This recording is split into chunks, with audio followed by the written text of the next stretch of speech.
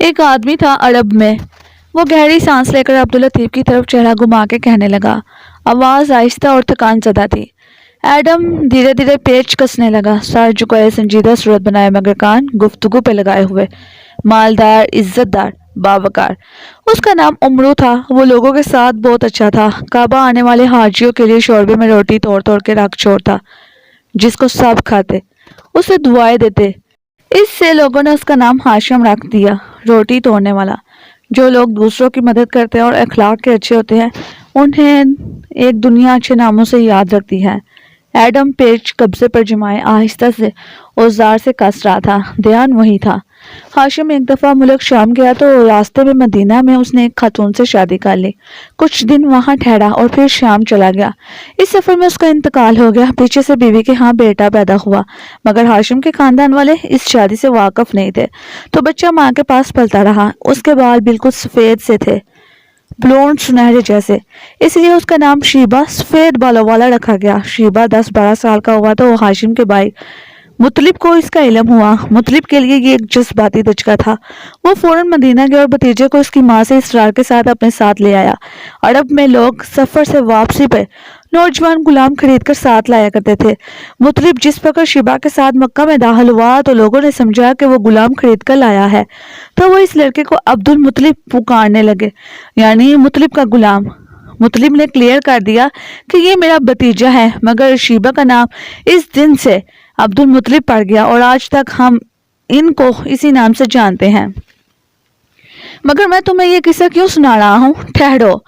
عبداللطیف صاحب نے پہلو بدلا تو فاتحہ نے ہاتھ سے اشارہ کر انہیں ٹھہرنے کو کہا اور اسی سنجیدگی سے بات جاری رکھی۔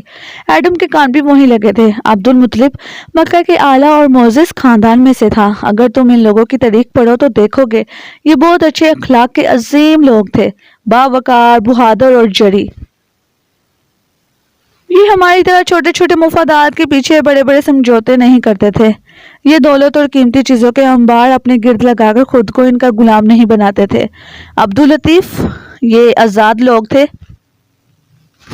یہ اپنے جذبات اپنی آستین پہ پہن کے رکھتے تھے۔ عبد المطلب کی مکہ میں بہت عزت اور ناموری تھی۔ وہ بہت اچھے انسان تھے، خوبصورت، نڈر اور دل کے سچے۔ ان کو ایک رات خواب میں کسی کی آواز آئی کہ زمزم کا کنواں کھودو۔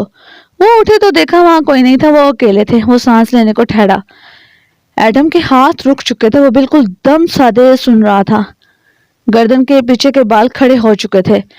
زمزم کا کنواں کئی صدیوں پہلے بنو جرہم نے مکہ چھوڑتے وقت دفن کر دیا تھا، اور ساتھ انہوں نے کعبہ کے سونے کے 2 ہرن، قدیم تلواریں، زری وغیرہ بھی اس میں دفن کی تھی۔ یہ سب نیشنل ٹریجر تھا، مگر عبد المطلب کو سمجھ نہیں آ سکا کہ وہ اس کو کیسے کھودے۔ اگلی رات انہوں نے پھر خواب میں دیکھا کہ کوئی ان سے کہہ رہا ہے زمزم کا کنواں کھودو، تم اسے کھود کے پچھتاؤ گے نہیں، یہ تمہارے آباء و اجداد کی طرف سے تمہارا تحفہ ہے، یہ نہ کبھی سوکھے گا نہ اس کا پانی کم ہوگا، یہ حاجیوں کی پیاس بجھانے کو کافی ہوگا۔ عبد المطلب نے پوچھا کہ یہ کہاں ہے؟ تو جواب ملا ٹیلے کے پاس، جہاں کوا چونچ سے زمین پر دستک دے رہا ہے۔ اگلی صبح وہ اپنے اکلوتے بیٹے حارث کے ساتھ کعبہ کی طرف گئے۔ قریبی ٹیلے پر ایک کوا اڑتا ہوا آیا اور زمین پر چونچ رگڑنے لگا۔ دونوں باپ بیٹے نے کدالیں تھامی اور اس جگہ کو کھودنے لگے۔ یوں صدیوں سے دفن کنواں دریافت ہو گیا، خزانہ بھی مل گیا، مگر دوسرے لوگ اکٹھے ہونے لگے۔ انہوں نے کہا اس میں ہمارا بھی حصہ ہے، مگر عبد المطلب کا کہنا تھا کہ یہ ہمارا ہے، اسے ہم نے ڈھونڈا ہے۔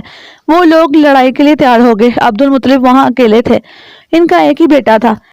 اس وقت ان کو اپنا آپ بہت کمزور لگا، گو کہ بعد میں ان کو سارا خزانہ اور کنویں میں سے حصہ مل ہی گیا، لیکن اس موقع پر انہوں نے دعا مانگی تھی کہ اگر اللہ مجھے 10 بیٹے دے تو میں ایک کو کعبہ کے پاس قربان کر دوں گا۔ ان کے مرتبے کا سردار، ایک بہادر آدمی، ایک جرأت مند لیڈر، وہ صرف ایک چیز کے بل بوتے پر ان کا مقابلہ کر سکتا تھا، اپنے خاندان کی طاقت اور کچھ نہیں۔ ہم تب تک کسی کی جنگ میں نہیں جا سکتے عبداللطیف، جب تک ہمارا خاندان ہمارے ساتھ کھڑا نہ ہو۔ اگر ہم ان کو کنونس نہ کر سکے کہ ہم جیت سکتے ہیں، اگر وہ ساتھ چھوڑ دے تو چیزیں زیادہ مشکل ہو جاتی ہیں۔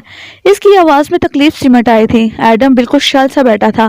اس نے باس کو اتنے دکھ سے بات کرتے پہلی دفعہ سنا تھا۔ میں اس انتخاب میں تب تک نہیں جا سکتا جب تک اسرا اور بچے میرے ساتھ نہ ہو۔ میں پیسے کی کمی سے نہیں ڈرتا، لیکن اتنے سال میں ملیزیا کے لیے جدوجہد کی، دکھ اٹھائے، قربانیاں دی، اس اس نے ایک نظر اس فوٹو فریم پہ ڈالی جو میز پر رکھا تھا. ننھی سی مسکراتی بچی. فاتحہ کی آنکھوں میں تکلیف ابھری. ہر بات کے اختتام پہ وہ یہی سوچتا تھا کہ کبھی تو اللہ مجھے ہر چیز کے لیے کمپنسیٹ کرے گا، لیکن اب ایش چاہتا ہے کہ میں اپنے خواب سے دستبردار ہو جاؤں. تو کیا وہ اتنے ساتھ بے مصرف گئے؟ ان ساری قربانیوں کو میں ضائع کر دوں؟ خواب تو بچوں کی طرح ہوتے ہیں، ہم ان کو اپنے ساتھ بڑا کرتے ہیں، لیکن میرے خواب شاید بوڑھے ہو گئے ہیں.